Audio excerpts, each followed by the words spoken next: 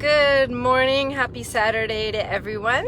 Matt and I say hi, Matt. Hello. Are on day 6 of the Good Carry, and we're going out to Chikaku this morning. So we may see some people that are out there working out. We're gonna meet up with Sherry Jensen, or Jansen. How do I say that? I don't remember. Sherry is what we know. Sherry. We're gonna be out there. Sorry for getting your names wrong. I am really good with first names, but not so great with last. Anyways, so we're getting excited because we're on day 6, and this has actually been for me one of the hardest challenges that we've done. It's been so emotional. It ties in so much into our hearts. So it's been a mental challenge this whole week. The physical part for Matt was difficult too. The first 3 days, 45 pounds, 45 kilometers. We had to adjust that for some injury. But even all that being said and done, every step we're taking, we're feeling the weight of what these women carry. And just that burden of feeling like you don't have anyone championing you. Being your champion. Being your champion. You don't have someone in your corner. And a lot of times, these women don't. And we're going to talk about the legal system today. I have this log about the legal system, this weight. And we have a few stats here.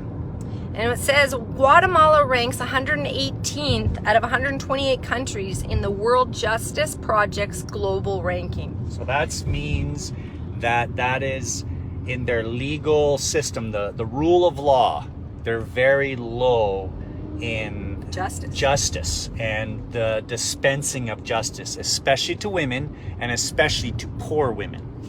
Exactly. And so that means that we have cases that we've been working that are 4.5 years in without getting a single alimony check. A single alimony check in 4.5 years with a single mom. And we have other ones that are in the process too. It's very, very slow. It's so slow that many women just decide never to go down the road of the courts, or they don't have the transportation to get to the courts, or they don't have the education. They don't have the support. They can't. Some of them don't speak Spanish. There's 22 indigenous languages in Guatemala that predate Spanish, and these women don't speak Spanish, and they don't have interpreters in the courts for the most part, unless you pay big time a lawyer to do all that stuff. So there isn't representation of women. And I feel like anybody who's going through a divorce or coming out of an abusive relationship around the world, women, it is a huge struggle. It is a huge financial struggle to divide up assets, especially if the man who wasn't responsible from the start continues that way. And even in Canada, that's a struggle. And women are in that battle. And we see you today. We see others. This is happening around the world. Others are going through the legal system. And some of them are, thank God I have a family around me to help me. Thank God I have some resources. But in Guatemala, many times there isn't. And especially with that attitude of divorce is like a mortal sin. You are going to hell. If you leave your husband, you are better off under the abuse and suffering than you are in being whole and healed. And that's perverse. It's a perverse idea. It's what religion has brought in. And it's not God's heart. It's not God's heart to see a woman in pain and suffering, being abused, her children being abused, so that it's put into their DNA that they will keep repeating this cycle because they feel like there's no hope and there's nothing else.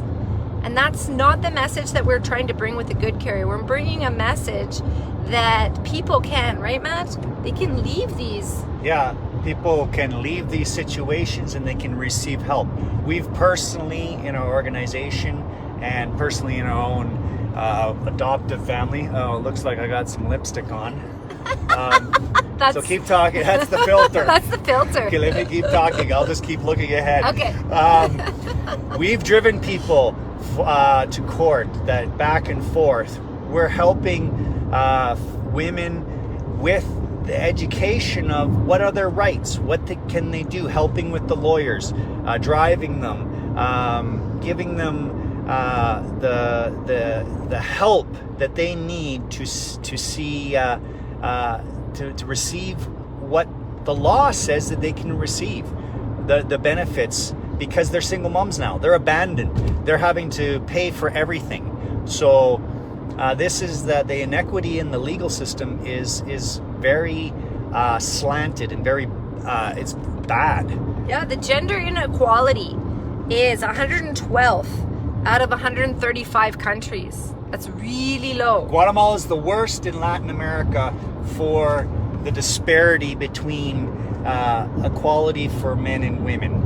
And that's across economical, societal, a mentality that it's almost, it is acceptable norm that women can be abused.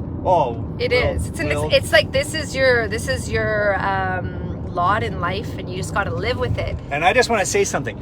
People don't like us saying stuff like this because people don't like the rose-colored glasses coming off. No, and I do not. I said in a video in Guatemala, this has been one of the hardest challenges preparation-wise, mentally for me and psychologically, because it is personal, and there are, like I said, spiritual forces, but also human forces, men and women who don't want to see the system changed.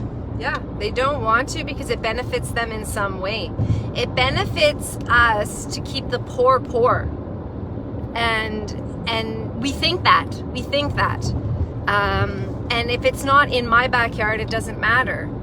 And right now, the backyard of the world is the nations.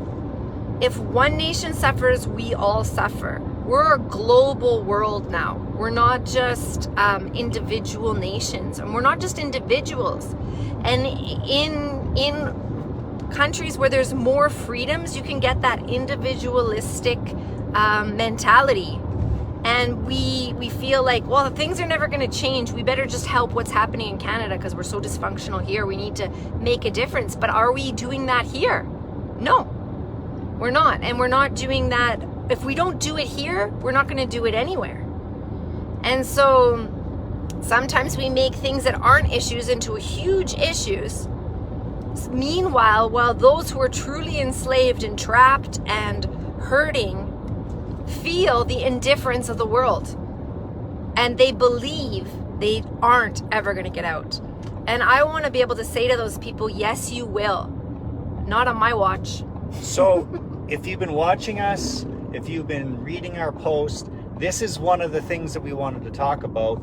And this is an area that the funds that are donated go towards. 100%. 100% goes towards the helping of these women in these various areas, whether it's psychology, counseling, helping with education, help training, learning their rights, getting help with the legal process, and a variety of things in their family, maybe medication, maybe nutrition. So it's across the board.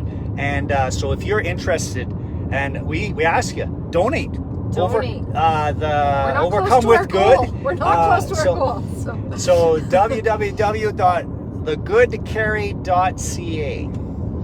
Yes, let's donate today. Let's see the funds coming in. We had a $45,000 goal.